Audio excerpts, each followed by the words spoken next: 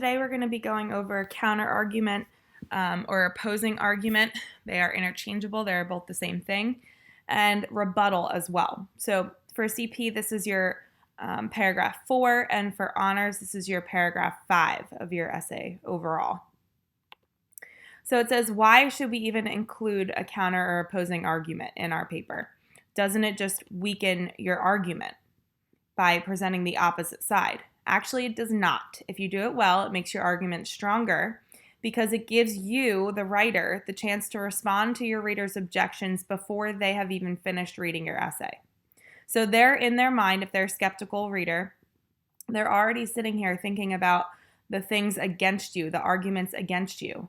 And so it gives you a chance of actually saying, hey, you might be thinking this, and thinking about these things ahead of time. And then you're able to say, but actually, it's this way. Okay, so we're going to talk about this. It shows also that you are a reasonable person and you have considered both sides of the debate. You're not biased. You've not only done, the thinking on one side here. You've thought about both sides and you still believe what you believe and want to convince the person otherwise. So there are two stages of this paragraph. Okay, it has the counter or the opposing argument where you're turning against your argument and challenging it briefly. And the most important part is the rebuttal, when you're turning back to your argument to reaffirm. Okay, some important notes. Your opposing argument, when you're thinking about what your opposing argument could be, it is not going to be just the opposite of your stance. So here's a bad example. If your topic is that all U.S. high schools should move to one-to-one technology in the classroom, your opposing or your counter argument should not just be, some people may argue that we should not move to one-to-one technology in the classroom. Okay, it's not just the opposite of your argument or your stance.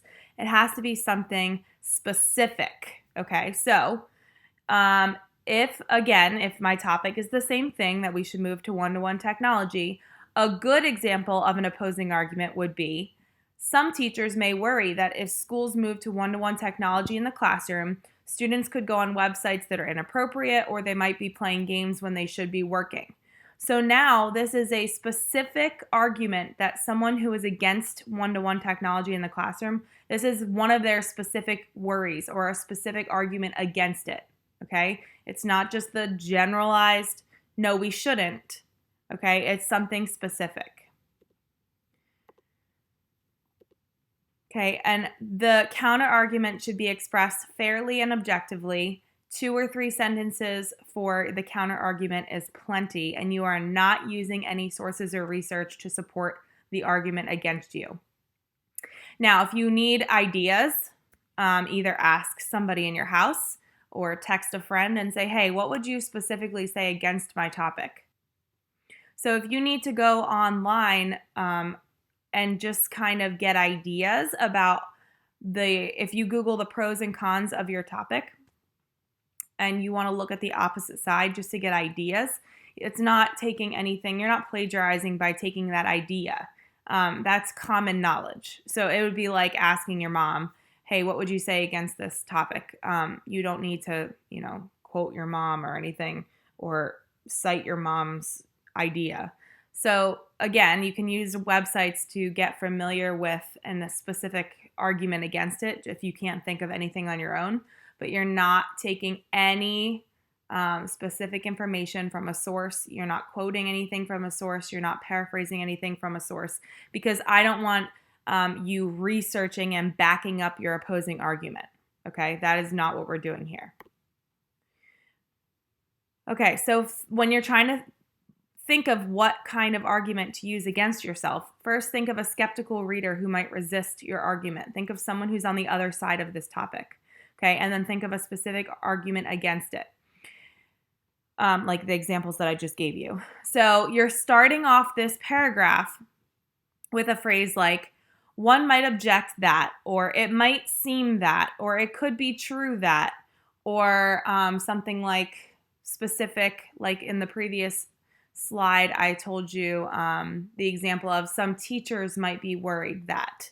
Okay, you could think of a specific group of people that might be worried. You could say something like school districts might worry that, or if you're arguing something like that we should be paying college athletes, you might say, you know, universities may worry that, you know, some phrase like that, that many athletes are already on a scholarship or something like that. Okay, so you're starting with a phrase like this.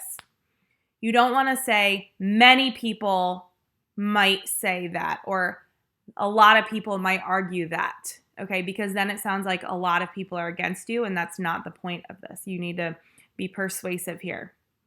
Okay, then you're stating the case against yourself or your opposing argument as briefly but as fairly and clearly as you can. And again, 2 or 3 sentences is plenty for this part of the paper.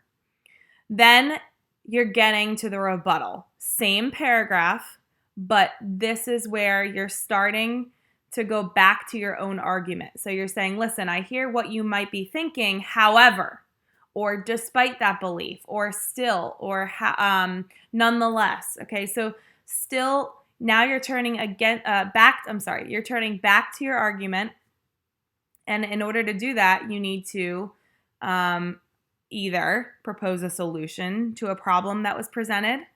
You could show that their argument or the argument that you presented might be based on faulty values. It could be true but irrelevant.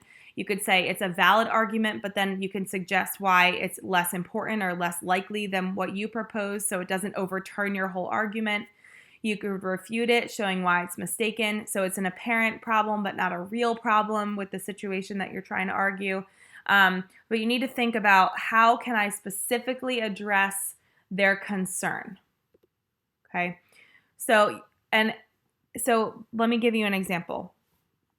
If my counter argument was the example I used before, that teachers might worry that if schools move to one-to-one technology, students could go on websites that are inappropriate, or they might be playing games when they should be working. Okay, that's a great counter argument because it's specific against why someone might be against one-to-one technology. So the rebuttal, though, could be, although this is a valid concern, so you're not making anyone feel bad for being concerned about this. You want to watch your language. You don't want to offend your reader who might actually think this. Although this is a valid concern, there are programs, then you can give examples such as blank or blank. You can use research for your rebuttal. You can't use research for your counter argument. So there are programs that schools can purchase where teachers can see the screens of all of their students.